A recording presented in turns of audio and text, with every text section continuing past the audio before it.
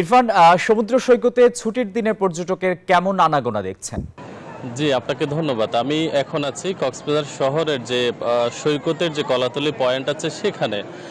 আজকে আসলে দেখছিলাম একেবারে ভোরের আলো উঁকি দেওয়ার সাথে সাথে পর্যটকে মুখর কক্সবাজার সৈকতের এই পয়েন্টটি, এবং শুধুমাত্র কলাতলি পয়েন্ট নয়, আজকে বলা যায় মোটামুটি প্রায় সবকটি পয়েন্ট পর্যটকে মুখর রয়েছে। তবে একটু বলতে চাই, সারা দেশে শীতের প্রভাব চললেও কক্সবাজারের, বিশেষ করে আমি যেই জায়গায় দাঁড়িয়ে আছি এখানে বেশ উষ্ণতা লক্ষ্য করা যাচ্ছে।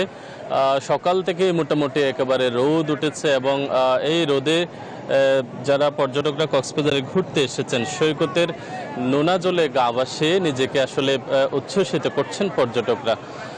তবে কক্সবাজারের যারা হোটেল মোটেল ব্যবসায়ীরা আছেন তারা যেটি বলছেন যে আসলে কক্সবাজারের সাপ্তাহিক এই ছুটির দিনে পর্যটকের যে আনাগোনা শুরু হয়েছে ডিসেম্বর থেকে, এটি আসলে রাজনৈতিক কোনো অস্থিরতা না থাকলে আসলে বলা যায় যে কক্সবাজারের পর্যটন ব্যবসা আরও বেশি ঘুরে দাঁড়াবে।